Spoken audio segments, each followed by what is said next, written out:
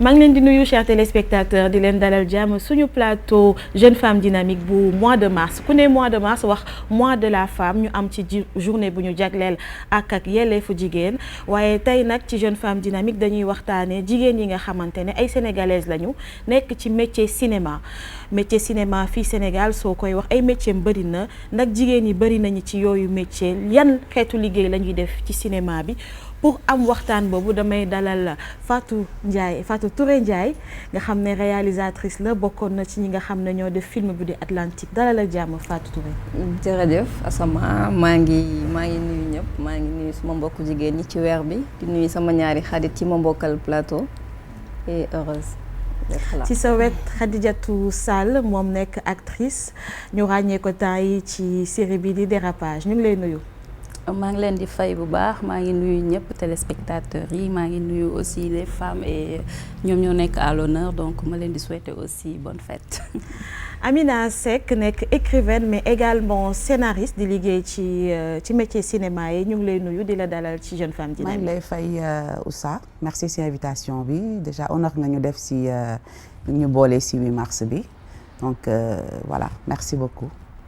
comme ni ma leen ko waxee tey métier cinéma la ñuy wax femmes sénégalaises yi naka lañ ci yëngoo bu ñu waxee nag cinéma fii ci Sénégal wala ci Afrique du ñu fàtte Safi Faye nga xam ne mooy première femme noire réalisatrice moom mu baliser le chemin nag depuis Safi Faye jigéen ñi soobu nañu bu baax ci métier cinéma loolu yëpp dinañ ci waxtaanee waaye 2019 bi Sénégal dafa am ay récompenses yu bari ci wàllum cinéma jigéen ñi dugal ci seen loxo bu ci njëkk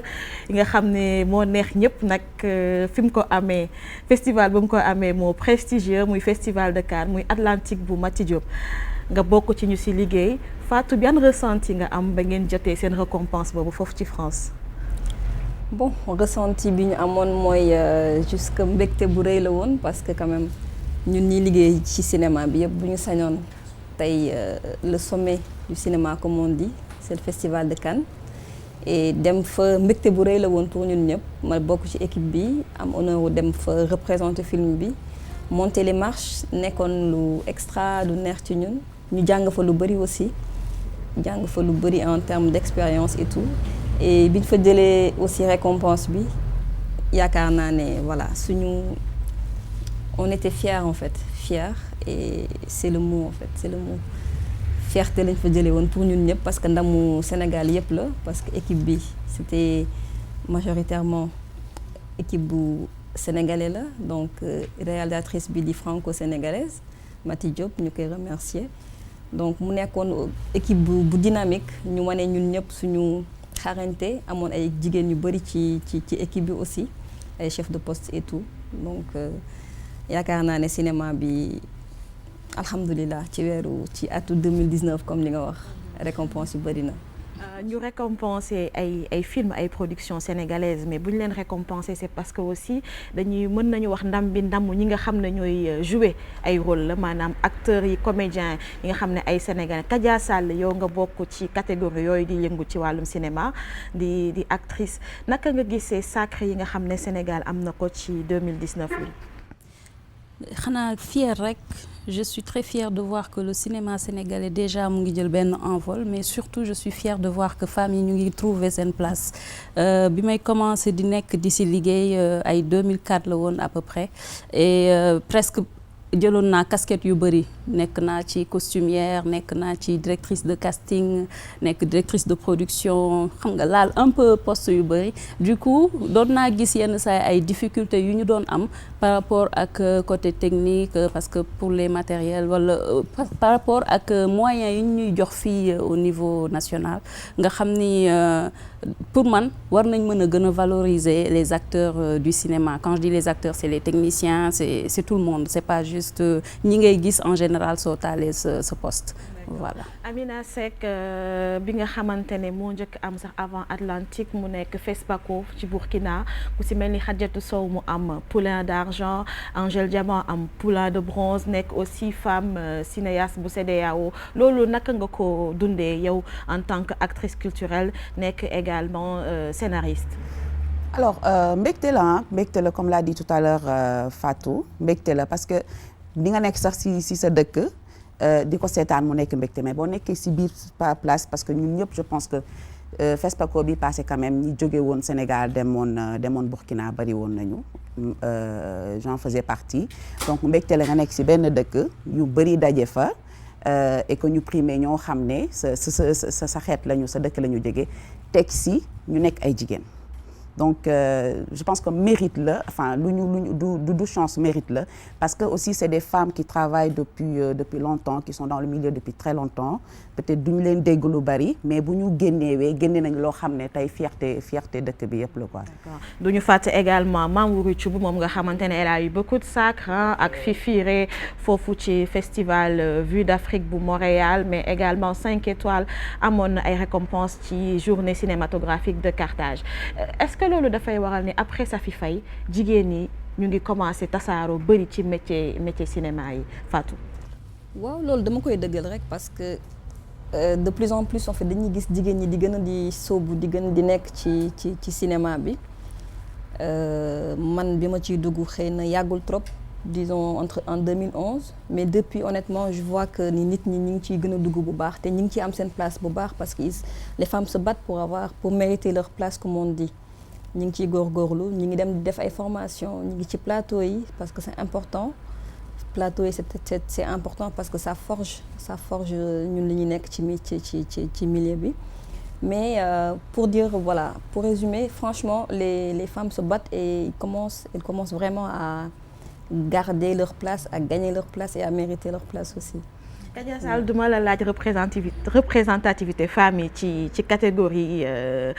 actrices yi acteurs yi parce que ñoom la ñuy gën a gis d'habitude mais derrière il y a des femmes mais nag représentativité boobu c'est de qualité parce que dañuy gis chaque jour wala chaque série bu bees ñu gis héroïne bu bees ñu mettre en avant benn visage nag ces gens-là sont formés effectivement da ngeen di jàng métier d'acteur bi naka lay demee. Alors pour ma part jotuma ko jàng xëy na aussi reconversion bu xawoon évidente la woon rek par rapport ak sama parcours déjà soboon naa trop à l'école je faisais des lectures théâtrales en classe et tout ça mais également le fait d'avoir fait les podiums tout ça aide un peu on va dire ak le fait que aussi ma soboon ba nga xam ni yenn postes yi comme le stylisme comme le maquillage tout ça ma xaw fa jaar ce qui m'a permis de voir comment ça se passe ci plateau yi et je vois que ni de plus en plus nit ñi ñu ngi dem di jàngi ici maintenant au Sénégal da ngay jékki ñu envoyer des messages comme quoi il y a des formations qui se font des gens qui viennent d'ailleurs qui nous donnent l'occasion de mieux apprendre et si foofu damay taxaw juste rek pour féliciter Christiane Dumont aussi parce que j'ai vu que ni jot na am trophée ci kii u Burkina bi passé et c'est un grand honneur quand même de voir que le cinéma sénégalais les acteurs sénégalais sont en train quand même de monter les échelles. Amina Seck écrivaine ñëpp xam nañ ko mais dañu naan scénariste est-ce que mën nga ñu wax concrètement lan mooy métier scénariste lan lay jëriñ ci tey bu ñu nee dañuy tourner film ñu xam un petit peu les différents métiers du cinéma après dinañ ñëw ci réalisatrice bi mu expliquer ñu lan mooy rôle moom tamit. alors rôle scénariste mooy ki bind film bi moom mooy bind film bi comme ak lu mu munti doona les images qu'on voit ci série yi yu ñuy gis ci film bi tout part d'une idée boobu il faut ñu développer ko scénariste bi dialoguiste bi ñoom ñoo koy développer donc c'est le premier travail à faire même bu fekkente ne après film bi dem na fu nekk wër na fu nekk le dialogue bu ci gën a ndaw dañ koy bind regard bu gën a ndaw dañ koy bind donc bonjour bi nu muy doxee nu muy solo et tout ñi nga xam ne dañuy jouer dañ koy lire parce que doo ñëw rek def lu la neex sol lu la neex ñëw romb dem sa yoon tout est écrit au départ donc tout part d'une idée bu ndaw benn seetu bi mun naa ko gis léegi nii mu indil ma benn film et tout ça donc tout part d'une idée après il va falloir développement boobu noonu nag ça peut prendre beaucoup de temps parce que ça demande des recherches ça demande beaucoup de réflexion des nuits blanches sans dormir da ngay toog ak ay nit ñëpp di waxtaan nekk ko fa parce que yow yaa ngi si voilà tu es carrément out parce que yaa ngi ci beneen vie boo xam ne il faut nga imaginer ko il faut nga bind ko donc loolu mooy métier scénariste je pense loolu mooy métier scénariste man nag yàgguma si torop comme m'a dit Fatou tout à l'heure c'est vrai que j'écris depuis toujours loolu laay wax ci mais ñu ngi gis ni de plus en plus. Oui, parce que après une reconversion professionnelle très radicale.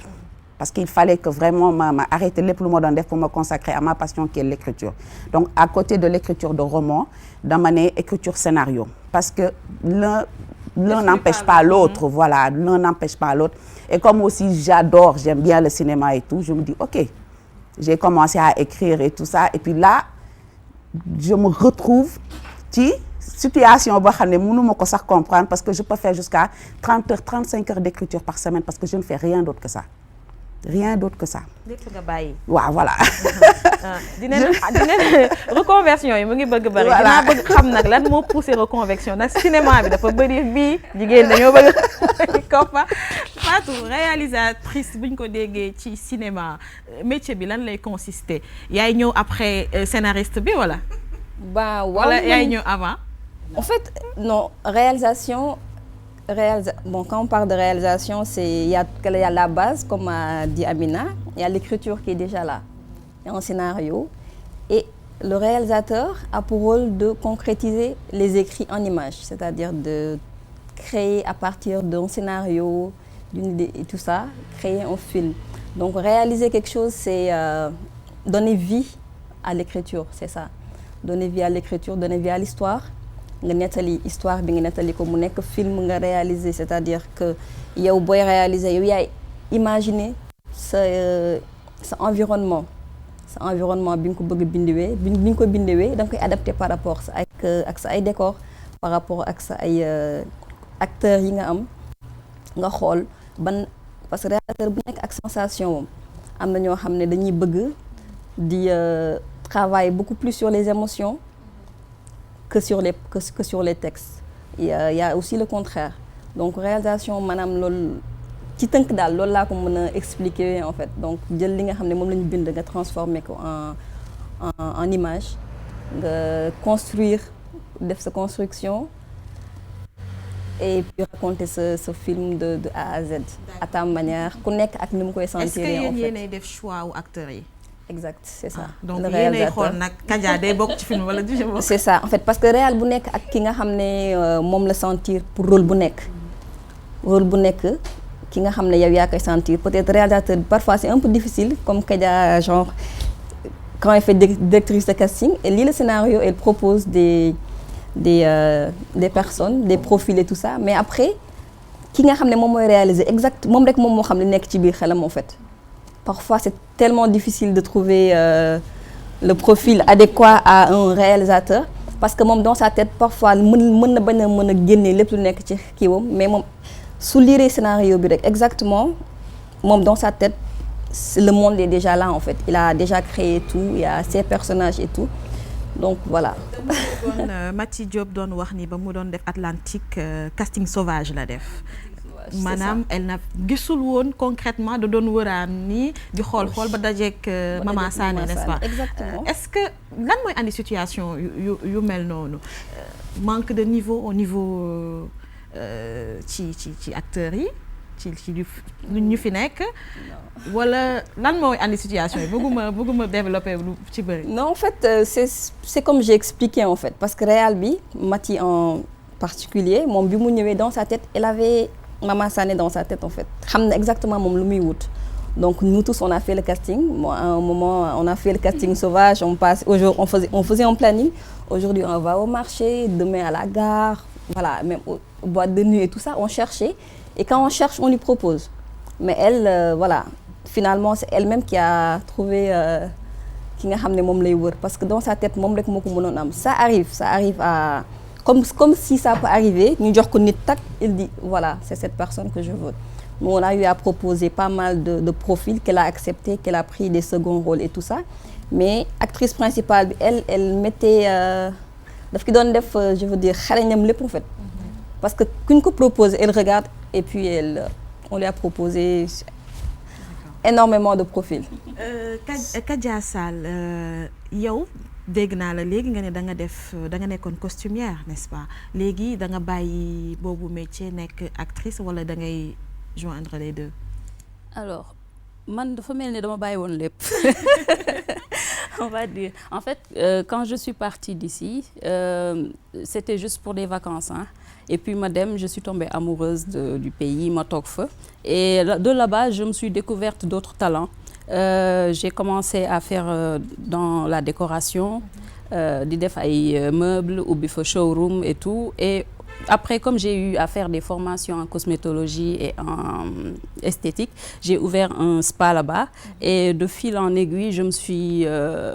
disons, ma tëju foofu daal ci kii boobu bàyyi tout ce qui était casting, tout ce qui était production. En même temps, je me suis rendu compte que quand même c'est un milieu bu bëri stress. duñu woon am temps de vivre, de nous occuper de nos maris, de nous occuper de notre famille. Et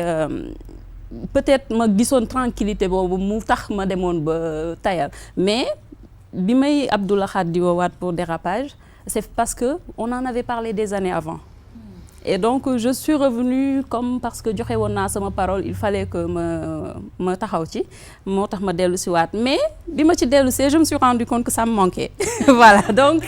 quelquefois j'ai des contacts qui m'appellent pour ne ma dañu bëgg nga defal ñu stylisme wala maquillage wala casting, et je le fais, mais xamatuma daal ndax maa ngi ci biir carrément comme avant wala cependant je sais que j'ai toujours tous les moyens pour faire tout. Kon toucher à tout ci loolu yëpp ci cinéma da ngay def. Bon, j'ai pas été scénariste encore, j'ai pas été réalisatrice, mais oui bëri na voilà ay casquettes yu ma ci jot essayer. D'accord. Amina Seck, dañuy ñëw ci formation bi, ci écriture bi, parce que bind film nekkul lu yomb, non seulement dafa laaj formation bi spécifique, mais ici au Sénégal, est-ce que offre de formation boobu am ngeen ko? Yow à la base da nga formé wu wala c'est des sessions, des mises à niveau yi nga xamante ne moom ngay def? Alors du dañuy ñàkk formation bi, mais peut-être mën nañu bañ a xam fan la ñuy former. Xam nga on dit que on n'apprend pas les gens à écrire, on n'apprend pas les gens à am ay idées de film, idées de série wala yu demee noonu. Mais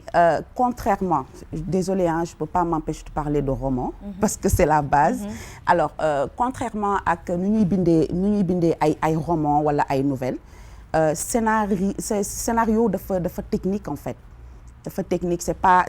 comme ni ngay ratatati di dem rek, on s'arrête. C'est des répétitions tout le temps. Donc rien que pour ça, c'est très normal que les gens puissent se former un peu. C'est vrai, j'ai eu à faire des ateliers par rapport à ça. Bientôt, Inch'Allah, je dois faire un atelier, une formation, voilà, pour ça, pour vraiment rester dans le milieu et tout. Mais je me suis formée sur le net, l'ici up, sur le net. Parce qu'il ne s'agit pas seulement d'avoir une idée, il ne s'agit pas seulement de pouvoir écrire, mais il faut aussi se former. En attendant maintenant d'avoir les ateliers yu ma doon jot a def, en attendant de pouvoir aller me former dans une école spécialisée et tout ça, je dem si net bi laa topp. Def ay recherches tout le temps. Def ay recherches, comment on écrit ceci, naka la ñuy defee animation, naka la ñuy defee lii, naka la ñuy defee lële. Et puis voilà, c'est des cours yu may jël tous les jours en fait.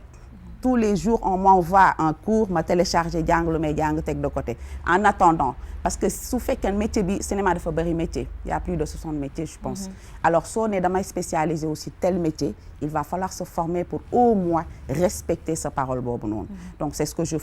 je fais et puis voilà, on ne finit jamais d'apprendre. Réalisatrice, est-ce que des fois di ngeen sentir ay besoins par rapport au personnage yoo xamante ne doo leen ko am? Est-ce que besoin boobu day ressentir aussi ci seen liggéey? Bon, ça peut arriver parce que simplement on a un frein boo xam ne parfois moom moo ñu xaw a dab tuuti mooy la culture. Loolu est-ce que gënu sonal ñii sax? C'est ça. Yéen actrices yi. Ouais, culture, religion, il y a le poids social qui est là. Donc parfois pour nga am quand tu écris, amoo liberté en fait, parce que bon moi aussi j'écris et tout. Donc quand on écrit déjà dañuy am benn limite en fait. nga am benn barrière boo xam ne du ñu ko mën a franchir lu ci ëpp parce que on se dit que ni bu fekkee ne Sénégal la ñuy tourner wee rek am na yoo xam ne même boo ko bindee ci sa imaginaire et tout doo ko mën a dafay métti trop nga gis ku la ko mën a tourner ci yenn scènes yoo xam ne dafa xaw a un peu voilà sensuel, érotique genre. donc dafay nekk benn frein et loolu dafa nekk handicap bu bari quand même boo xam ne ñun suñu ay acteurs Sénégal fii am nañ ko man loolu laay gën a remarquer comme frein mais sinon bu dee talent yi les talents sont là man gëm naa ne Sénégal am nañ acteurs yi nga xam ne ils sont capables de jouer de def li ñu jox li ñu soxla en termes de réalisation am na fi bu baax parfois même c'est le casting sauvage comme on parle tout à l'heure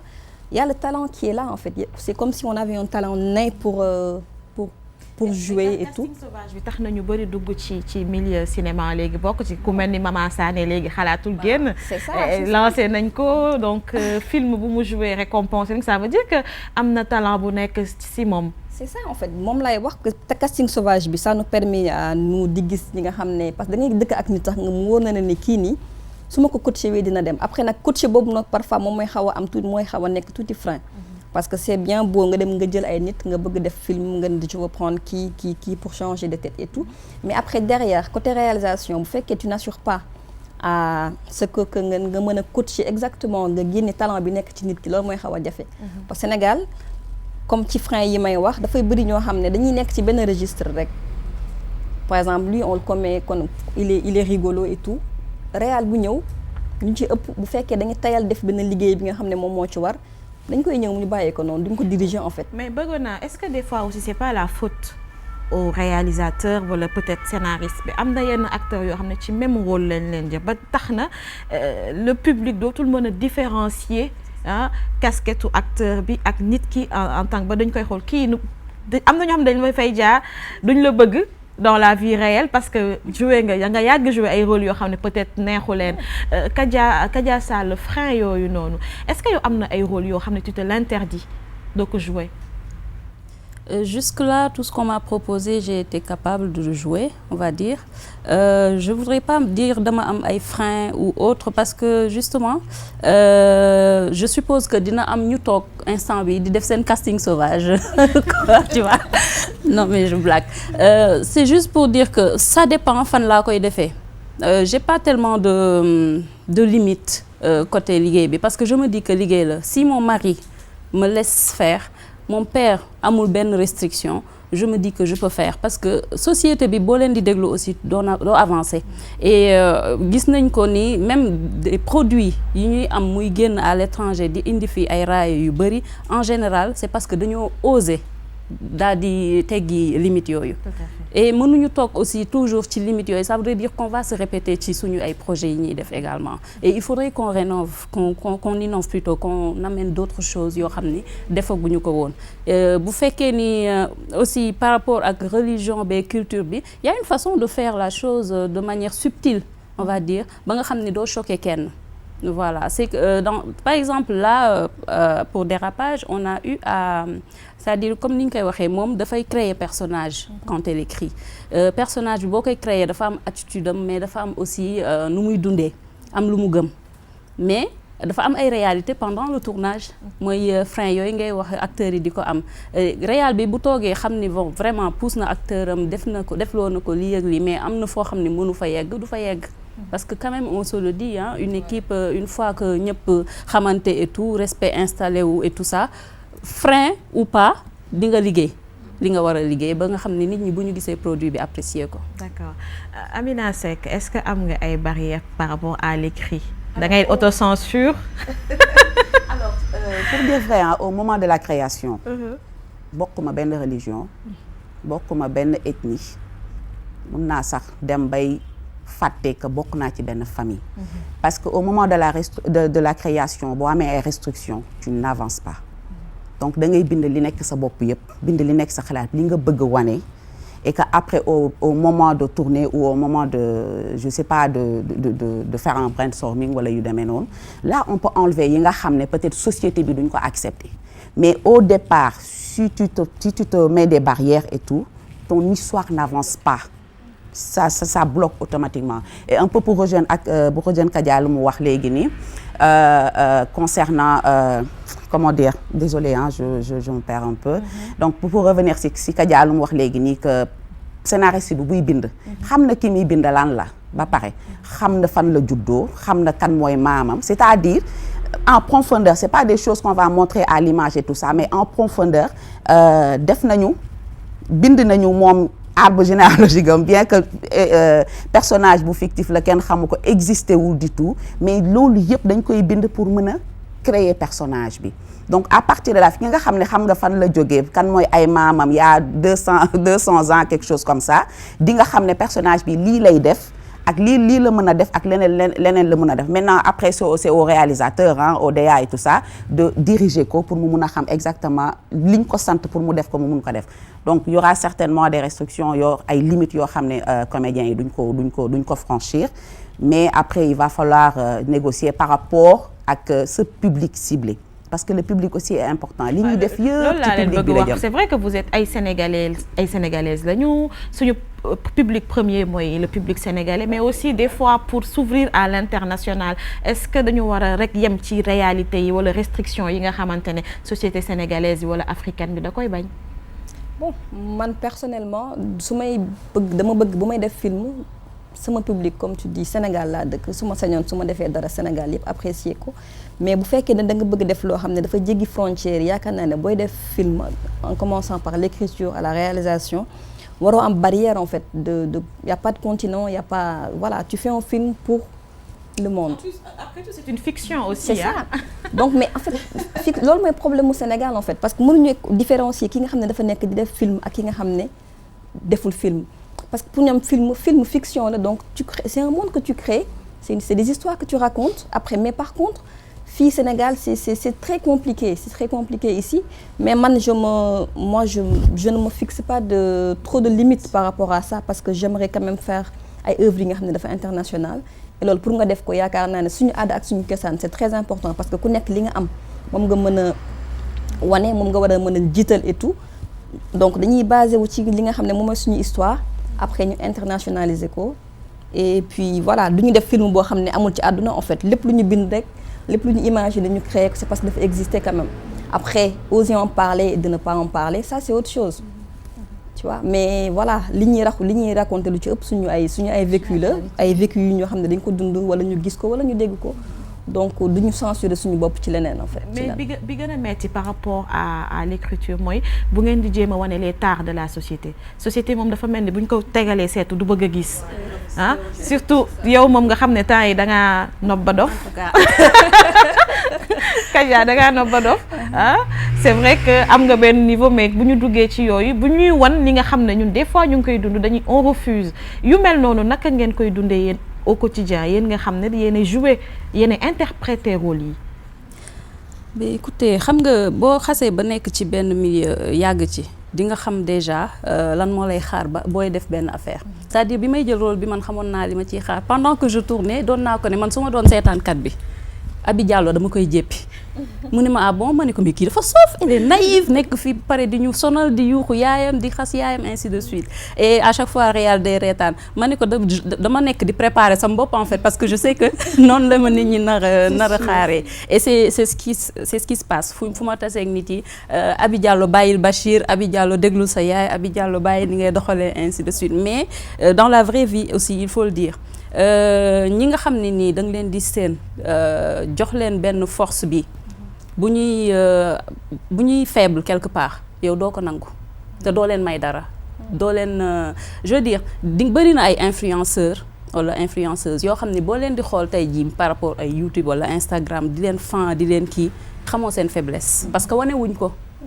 et donc genre nit yooyu man dans la vraie vie sama famille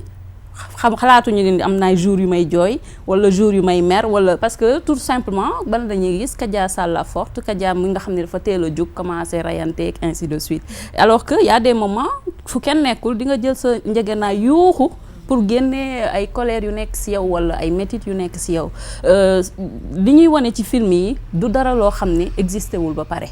et c'est juste au public maintenant de savoir faire la part des choses xam ni aussi yow du parce que joué nga ko yow la mais du ñàkk ni ci biir dëkk bi nga joué am na fi. inspiration Amina Seck buy bind c'est quoi est-ce que en tant que jigéen da nga jox sa bopp ay orientation ci say scénario? Alors si c'est mes propres projets j'écris que sur les femmes. Que sur les femmes, mais il arrive que je reçois des commandes et que ça peut être des hommes, ça peut être n'importe qui d'autre. Mais jusque-là, je n'écris que sur les femmes. Et quand tu écris sur les femmes, c'est pour être leur avocate ou bien leur juge? Non, je ne juge pas et parfois aussi je ne défends même pas.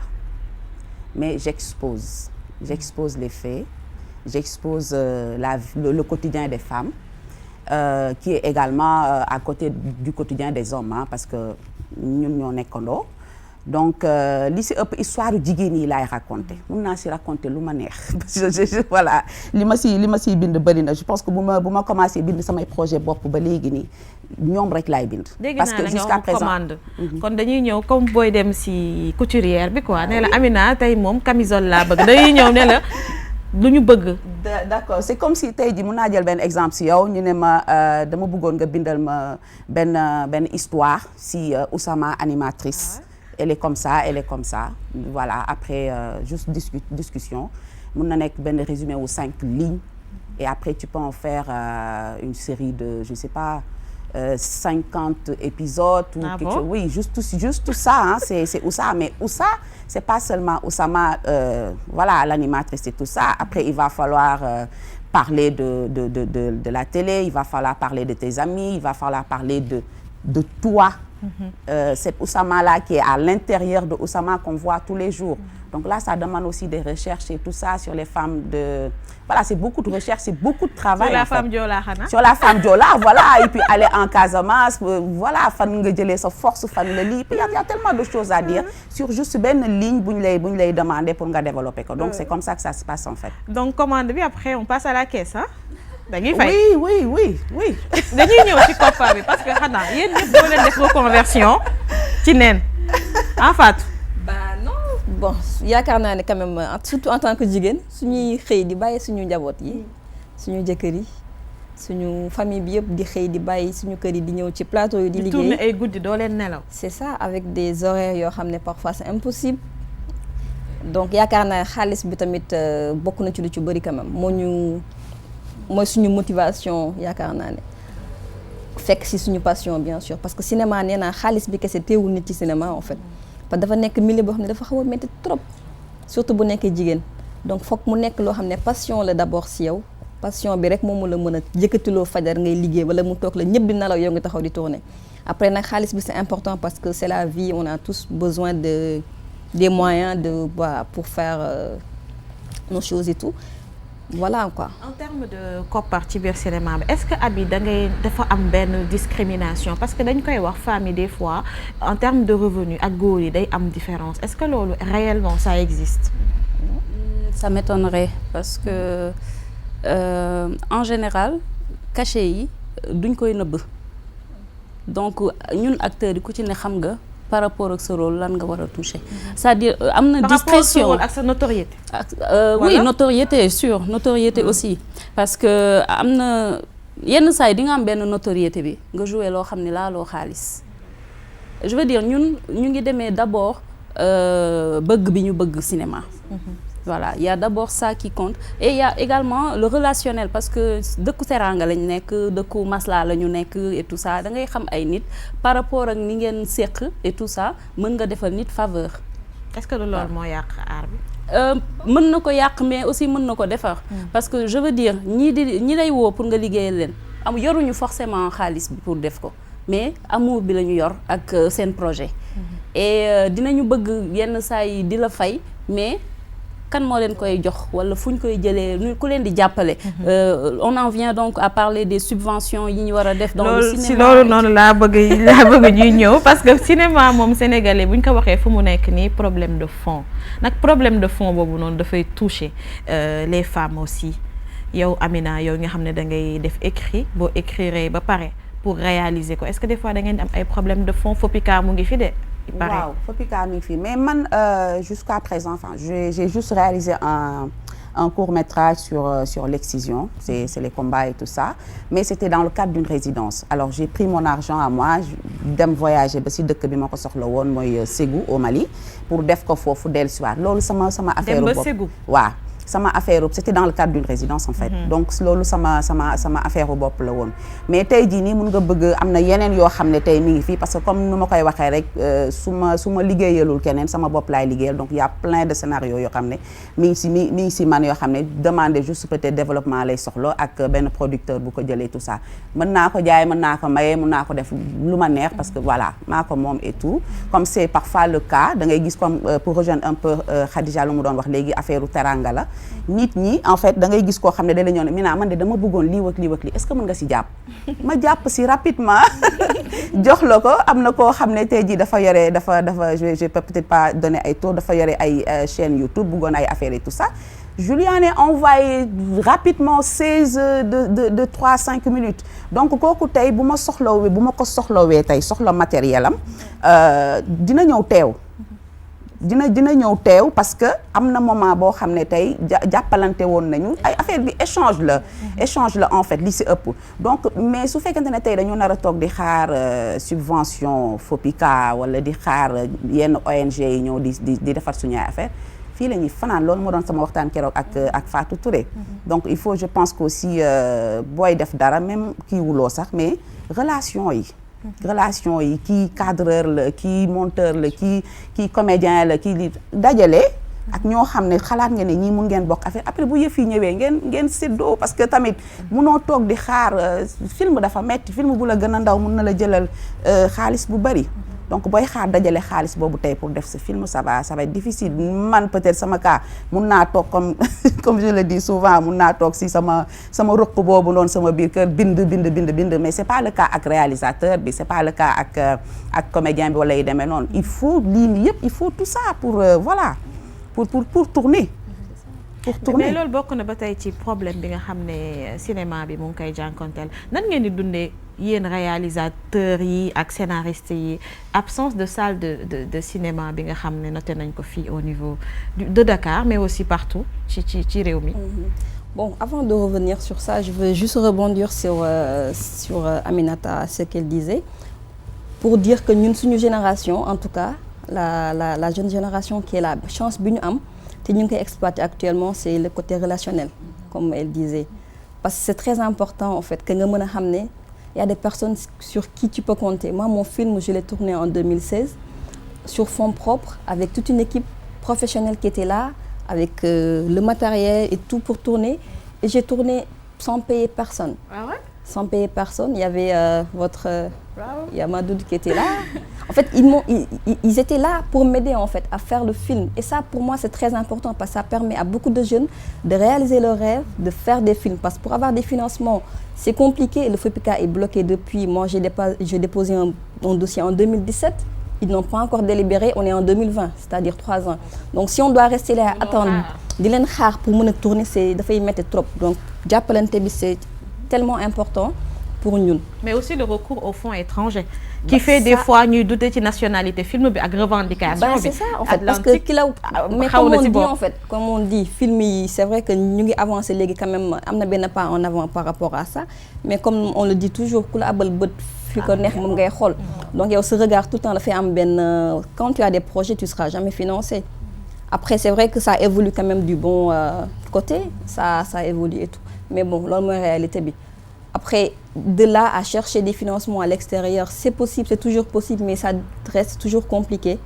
Ça reste compliqué parce que ça demeure un cercle qui est assez fermé, boo xam ne c'est pas évident, surtout pour faire un premier film. À partir de ce deuxième film-là, les gens peuvent avoir confiance, nga commencer di am ay sur qui compter et tout ça, des maisons de prod ñoo xam ne mën nañ la porter et tout. Et là, ça peut mën na tane. Donc, pour revenir sur ces questions par rapport aux salles de cinéma,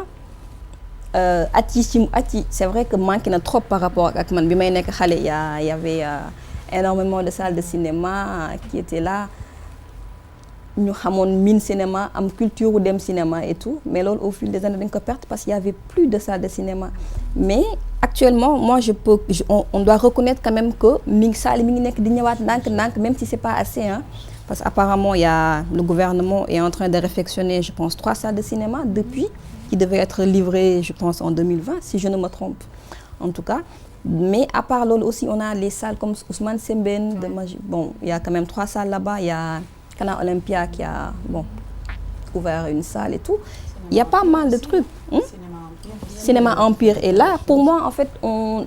ngi commencé waat quand même di retrouver waat ndànk amouru dem cinéma en fait. Parce que comme on dit rek seetaan télé sa kër seetaan film sa kër ak télé ça n'a rien à voir ak nga seetaan ko ci cinéma. dañ leen koy reprocher souvent pourquoi yéen vos films ne sont pas diffusés sur les télévisions sénégalaises dañuy gis film yi ngeen def long métrage yi ci yeneen télé étrangères yi dinañ ñëw pour le pourquoi est-ce que du yéen a koy naj wala li ngeen di laaj day bëri Kadia Sall par rapport ak acteurs yi est-ce que des fois di ngeen am des propositions de résidence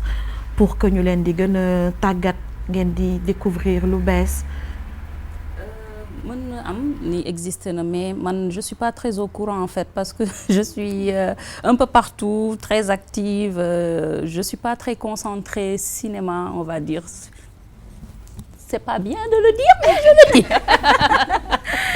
Amina Seck yéen boo leen bindee lu tax doo leen ñu jox télé yi ñu koy diffuser pourquoi ngeen di téye loo leen di xaar. waaw c'est vrai war nañ leen ko jox parce que je pense que quand même fi ñu toll fi réew mi toll nii soxla ngeen contenu.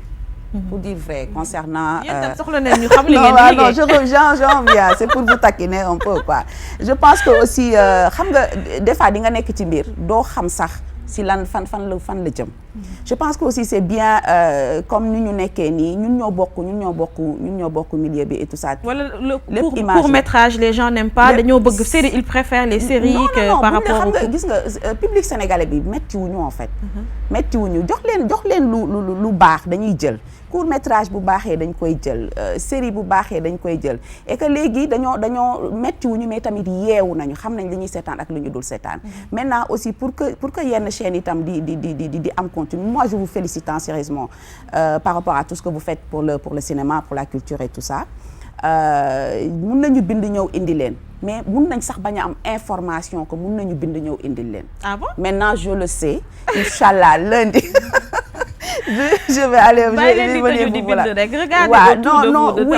oui mais xam nga bind bi tout le temps man genre exercice lay nekk parce que comme j'écris il faut que j'écris bind bi faaw may bind ak lu mu munti demee bu dee benn ligne la 2 lignes dinaa ko bind dem tëddi nelaw parce que loolu moom may pour man exercice la rek c'est voilà donc voilà comme léegi am nañ information que dañu war a bind indi leen que ce soit série nga wax lu mu Sénégalais ci boppam ñoo mën a war a xam li ngeen di bind lan la n'est-ce pas dañuy gis c'est film primé que ça soit court ou long métrage ñu primé leen ay Burkina ñu primé leen ay France mais Sénégalais yi mosuñu ko seetaan loolu c'est pas normal n'est-ce pas Fatou mënoo ci raconter benn séquence c'est pas normal mais j'aimerais juste revenir un peu sur si li ngeen di wax nii je pense que Sénégal am na benn génération boo xam ne amuñu culture jóg dem seetaani film cinéma ce n'est pas aux maintenant téléspectateurs d'aller vers les films c'est les films ce sont les films ñoom la ñu war a yóbbu ci téléspectateurs maintenant s'il y a des filles on a une possibilité par exemple de faire des projections en plein air dugg ci benn quartier populaire da ngay ñëw sama koñ boo fa tegee écran balaa muy tàkk mu fees dell là déjà ça passe nous avec je peux le dire avec le Kino on a fait plus de 70 films 70 films yoo xam ne tey jii ñun bu ñu ko seetaanul suñu bopp keneen du ko seetaan donc faire des propositions de projection dans les rues en attendant que les gens voilà nit ñi di am culture nit ñi di miinante ak écran bu mag bi pour mën a dem cinéma parce que tey film yi ñu fi yóbbu cinéma yëpp bu dul waa milieu bi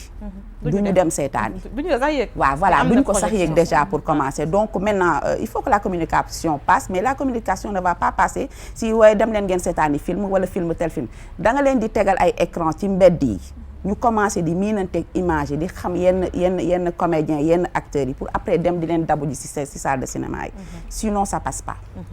Fatou waaw li muy wax rek lay dëggal en fait parce que culture cinéma moom mooy comme li ma wax rek foog ñu gën ci góorgóorlu ñu gën ci def ay effort pour nit ñi mën a miinantewaat bu baax ak écran yi après télé yi ak ñun acteurs yi yaakaar naa ne moom c'est une histoire un peu compliquée parce que fii nii malheureusement on ose le dire que télé yi jàpp ñu trop ci production yi. ñun de bokkuñu si nag xanaa. waaw parce que man j'aime bien parce que je vois que côté culture ITV ñi ngi ciy développé wu honnêtement je le dis pas parce que je suis là mais je dis ce que je pense bu télé yëpp defoon peut-être comme ñoom dina am avancé après lan mooy tampon bi entre les producteurs peut-être ak télé yi je sais pas foog peut-être ñu jëm ci gën a taxaw ñun ñëpp. dégg naa yi ngeen di laaj moo bëri. Même pas parce que quand même c'est très difficile. Moi à un moment je prends exemple sur moi, j'avais lancé une série. J'ai fait le teaser et tout. Après dem ci télé yi rencontrer leen proposer leen ce truc écrit et tout que ñu jàppale la financièrement c'était pas possible. Après les gens ce qu'ils te demandent c'est va faire le produit, tu leur donnes un BA et un PA du moins prêt à diffuser et eux si eux ils arrivent à trouver les sponsors, ils retiennent 60%. 60% et toi tu as fait ta production avec tout ce que ça comporte, yow nga am 40%. Moi j'ai dit franchement si c'est ça faire des séries, moi j'en fais pas. Ba ma dem nekk sama technicienne bi nga xam ne moom laay nekk di liggéey parce que je travaille comme script, je travaille comme assistante réelle. Su ma amulee lu ma def parce que faire des films dafa metti mënuñu ko def chaque at peut-être et tout parce que les moyens ne sont pas là. Mais bu ma amulee sama sama liggéey bopp ma dem liggéey comme technicienne ma gagné ci en expérience et puis ma nekk sama ruux daal mooy xaw a tane yéen. Je vois que ci métier bi vous avez de bons rapports yéen est-ce que rapport yu rattax yooyu seen biir fu mu jógee parce que sànq yaa ngi doon wax des fois da ngay am film kii ñëw jàpp fii maquilleuse bi ñëw jàpp fii costumière bi ñëw jàpp fii naka ngeen def ba tisser lien yu mel noonu. Je pense que c'est juste que ñun ñi ci nekk xam nañ difficulté yi ci nekk moo tax léegi comme ñooy dundandoo difficulté yooyu c'est facile ku ci nekk toog place su morom bi pour comprendre ko et ça aide à être plus tolérant et à vouloir s'entraider pour man loolu la rek bu fekkoon ni par exemple yow da nga ci nekk tekki ci facilement amoo benn souci jaaroo fenn tu vas jamais accepter ne da ngay dem jàppale tel ou tel autre parce que xamoo fa mu jaar xamoo lu mu sonnoon pour def li mu def. Amina bu fekkee da nga am benn looy lancer seen tutelle ministère de la culture par rapport ak ci cinéma mi par rapport ak jigéen ñi ah lan lay nekk. Alors merci pour question bi man je vais insister sur la formation. J'insiste sur la formation sur tous les métiers de la culture parce que am na yoo xam ne. y en a énormément en plus. y en a énormément. maquillage bi rek sax maquillage bi rek. tey jii bu fekkoonte ne tey jii bu fekkoonte ne da nga woo ñëpp jigéen ñi nga xam ne tey ñoo ngi yëngu ci milieu bi. am nga réalisatrice am nga actrice am nga scénariste mais tey jii ni fii yëpp mënoon na fees. te ku nekk ak sa domaine bu ngay kii donc je pense que bu may lancer appel déjà il faut une école de cinéma pour le Sénégal première chose quoi après loolu noonu il faut inciter les jeunes à aller se former c'est cinéma du ay fo am na xaalis de formé wu leen cinéma li si nekk mooy ko bu ñu ko jàppee foo bon di nga liggéey foo reetaane tout ça je pense que loolu sax moom mooy indi lien yi foo yi passion bi et tout ça mais liggéey la en fait c'est du sérieux donc il faut que ñu inciter nit ñi ñu dem former et aussi pour mënoo leen inciter ñu dem former tax amuñu fan la ñuy former woo ñun dañuy langaamu ci atelier yi résidence yi langaamu ci atelier résidence yii da ngay fay yii doo fay mais ak lu ci munti doon expérience mënu ko weesu quoi expérience mënu ko wees donc li ñu man appel bu may lancer sérieusement mooy que nañu formé wu beneen appel bu may lancer aussi mooy que xale yi jigéen yi nga xam ne ñoo ngi ñëw mun nañu ñëw mais nañu ñëwee aussi ak expérience ak connaissance dal ak dal bi c'est important voilà surtout secteur Kadia comédiens yi actrices et tout ça xale yi nañu ñëw mais nañu ñëw ak dal c'est important parce que tey benn yoon bu ngay feeñ télé taxul nga nekk benn star boo xam ne tu peux te permettre wala te lu si ëpp illusion la lu si ëpp loolu moo leen di sonal quoi moi j'ai refusé maintenant j'ai refusé de parce que jot naa jouer dans 4 courts-métrages mais j'ai refusé parce que du sama domaine da ngay ñëw koo xam ne xamu si dara munu si dara mais il suffit de nga feeñ télé loolu rek doy na alors que tu peux te permettre yenn yu bëri donc man loolu lay lancer quoi je et ça me vient du cœur la formation des jeunes et également les filles que humble quoi waaw nañu waaw Ousama day jouer benn second rôle rek ba du commencer star là quoi. voilà ñëpp a bëgg jouer mais aussi jouer bi tam du noonu jouer bi dafa am fu muy jaar nañu dem former wu comme ce qui se passe actuellement. mais beaucoup de métiers la preuve Kadia nee na moom costumière la day def casting day jouer donc métier yu nekk ci cinéma bëri na te am na xaalis dama leen ko wax am na xaalis dem leen ngeen formé wu ngeen jouer ci. je pense que lii moo nekkoon waxtaan bi tey ci Jeunes Femmes Dynamiques les femmes sénégalaises dans les métiers du cinéma Fatou Touré ma bàyyi la nga tàggatoo. waaw maa ngi dellu remercier ñëpp rek di kontaan am mbégte bu baax bokkal ak yéen ñëpp plateau bi donc di jaajëfal sama famille sama jëkkër bi ma xam ne mi ngi may jàppale fépp samay doom sama yaay sama papa sama ñi nekk ci milieu bi yëpp maa ngi leen di jaajëfal ñoom ñëpp ci journée bi di wane toujours sama mbégte en tant que jigéen di mën a taxaw. jigéen ñi nag. non dañuy xaw a bëri te damay bañ ku ma fàtte mu mere ma donc voilà quoi donc damay bëgg daal tout le temps rek di wax jigéen ñi nañu gën a góorgóorlu que ñu xeex pour suñu ay droits ñu xeex pour suñu représentativité parce que dafa important pour man nekk ci milieu bi c'est quelque chose pour man boo xam ne c'est très important parce que daf may permettre ma def li nga xam ne moom laa bëgg te ak ñi ma si jàppale ñëpp maa ngi leen di remercier di leen jaajëfal merci beaucoup. Kadia Sall. waaw ni mu ko defee rek remercier ñi ñuy seetaan ñëpp remercier leen yéen équipe bi remercier aussi ñi toog sama wet j'étais très contente et honorée de participer à ce débat et surtout maa ngi remercier aussi sama famille parce que comme niñ ko xamee suñu milieu bi yombul et on a beaucoup de manquements au niveau social bu ñu xasee ba nekk ci liggéey bi donc ci loolu ma leen di remercier ci seen patience ak seen compréhension di remercier également ñi nga xam ne ñoo tax ñun ñuy avancer muy les fans parce que yow da ngay xëy dem liggéeyi kii wàcc mais doo xam après effet yi ngay def ci nit ñi moi je me rends compte que en ce moment maa ngi def des choses positives te xalaatuma woon ba may jouer que maa ngi koy def c'est-à-dire que je suis comme la voix du peuple quelque part parce que damay jouer peut-être benn rôle boo xam ni foogoon nañ ni nit dund ko mais ndekete en pagaille des femmes qui vivent la même chose et chaque jour ay Bachir yu bari fu mu ne nii billaay wallaay mais chaque jour vraiment maa ngi jot des messages ak ay témoignages des gens qui ont vécu pire que Abi ou qui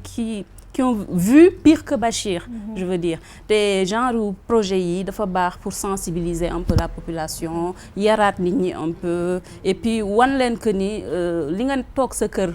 rek di ko dund taxul loolu moo nekk le monde en fait il y a de tout pour faire le monde.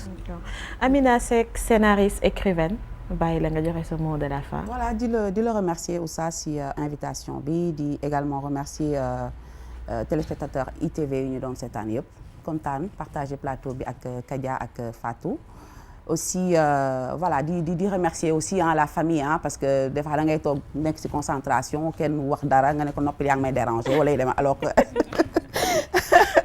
alors que loolu mën nañ ma ko bañ a baal parce que man maa leen fekk si donc voilà di leen remercier di leen jéggalu aussi luñ fi wax bu ëppee ñoo ngi jéggalu et que